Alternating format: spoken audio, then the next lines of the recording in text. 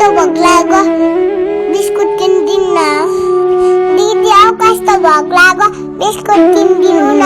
तँलाई त मैले कहाँबाट ल्याइदिनु नि कतिमा भोक लागेपछि के गर्नु त नि परक दोकानमा बाँकी मागिदिनु न बाबा पैसा तिर्दिनुहुन्छ तँलाई दोकान दिएर भएको हो त नजान त म आफै जान्छु छिटो हिँड्न त दोकानमा मुख सार्दैन जादिनु म त आफै जा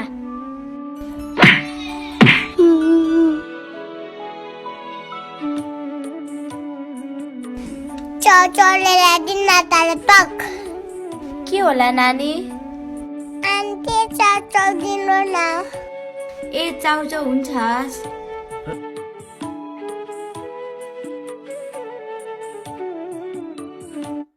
आन्टी हेर्नु त मुसा बल्ल सकायो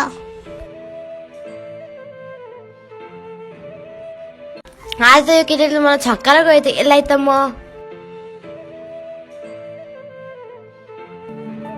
दिदी हेर्नु मैले चौचौ लिए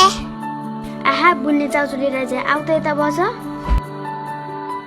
आज म यसलाई कहाँ छोड्छु त हौ चाउचाउ लिन पठाएको तैँले पैसा लिएर पठाउनु पर्दैन चाउचाउ दिने भए भने दिने अलि चाहिँ आरोप लगाउने लाग्दैन तपाईँलाई तेरो बाउले त्यही सिकाएको छ तेरो बाउ कहाँ छ काम गर्न जानुभएछ उतै जानु आज मैले त्यसलाई मजाले भनेर राम पर्यो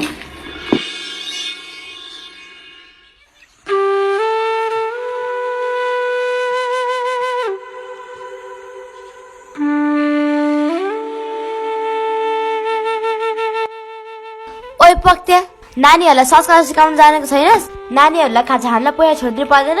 नानीहरूलाई यत्रो बच्चाले पनि छकाउँदै उता हेर्नु मुसा आयो भनेर एउटा जाउजो लगाएर गयो त तेरो छोरी मलाई त भने पोहे चाहियो अरू म केही जान्दिनँ आज मलाई छक्कायो भोलि पोहे चोरा नि पठाउँछ कि गाउँमै सकाउन तेरो छोरीले अलि सम्हाल्ने गर तेरो छोराछोरीलाई कता हराइछौ मैले भने कुरा सुनेको छैनस् बुझिनस् राम्रोसँग सुन मेरो कुरा हुन्छ सुन्दैछु अब यहाँ भरे कामको पैसा मार लिँदैनौँ नि त आहा बाबा अम्बो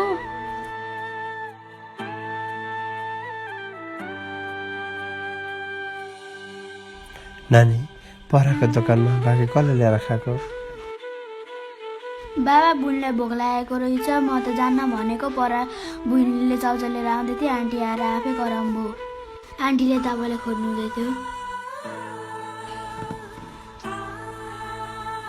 त्यसरी दोकानमा गएर झुकेर चाउचाउ ल्याउनुहुन्छ अनि भोक लागेपछि के गर्नु त बाबा अबदेखि अर्काको दोकानमा त्यसो गर्नु हुँदैन हस् अबदेखि त्यस्तो गर्दिन बाबा सरी तिमी बहिनी हेर्दै गर एकछिन पर दोकानमा तिर्दै आउँछ है हन हौ अहिले त दोकानमा छक्काउने र ढाट्ने मात्र आउँछ नि त के हो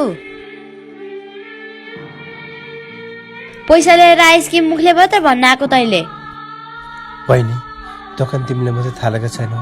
पुरा सुन तस्कर जस्तो नगर न तिम्रो पैसा नाथे 20 रुपियाँ एउटा चाउचाउको दिइहाल्छु नि म संसारमा कसैले दोकान नथापेको जस्तो नगर हामीले पनि धेरै ठाउँ व्यवहार गरेका छौँ ल्याउ पैसा तिम्रो 1-1 रुपियाँ गरेर जम्मा गर्नुपर्छ फ्रीमा दिएको भए त खुसी हुन्थ्यो होला नि यहाँले पैसा